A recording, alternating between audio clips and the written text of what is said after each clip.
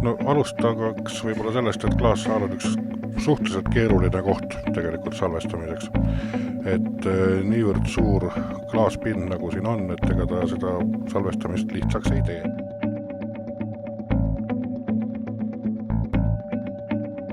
Siin tuleb hoolega valida, mida salvestada, mis laadi muusikat, kui suurt koosseisu ja ka mikrofonide valik ja paigutus ja kõik see tuleb siin aja jooksul niimoodi.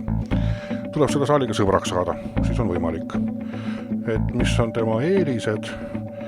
Eeliseid on üldse saalide kohta nagu väga raske tuua, sest kõik sõltub muusikast, mida teha, aga ütleme, et sellel saalil on oma selline nägu või oma isiklik akustika, mida teatud juhtudel kuskil mujalt ei saa ja mis oleks nagu huvitav just selle betooni ja klaasi koosmõjul.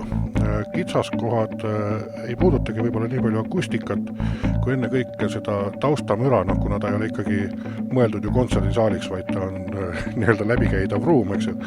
Et kõik, mis tuleb õuest ja mis tuleb lae alt, et see on võib-olla üks problemaatilisemaid kohti klaassaalis salvestamise puhul.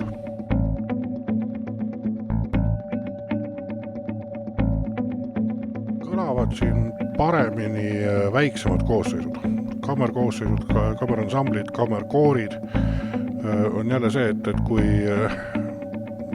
on liiga rohkearvuline koosseis või liiga massiivne muusika, siis ta lihtsalt läheb siin saalis lõhki, ei mahu siia ära korralikult ja seda ei ole pärast tagantjärele hea kuulata. Keeruliseks teeb ka see rõdu, mis nagu ulatub poolenisti nii-öelda lava kohale välja, et tegelikult see akustiline ruum, millega me saame nagu arvestada salvestamise puhul, on suhteliselt väike. Et me võime vaadata küll, et on kohutavalt suur katusalune, aga tegelikult ei ole võimalik seda tervenisti kasutada, sellepärast et ta on lõigatud pooleks, aga kammerkoor ja kammeransambleid, kui on selline kajasõbralik muusika, siis seda on siin täiesti võimalik teha, sest tegelikult see kaja ja akustika meenutab isegi sellist väikest kirikut, võib öelda.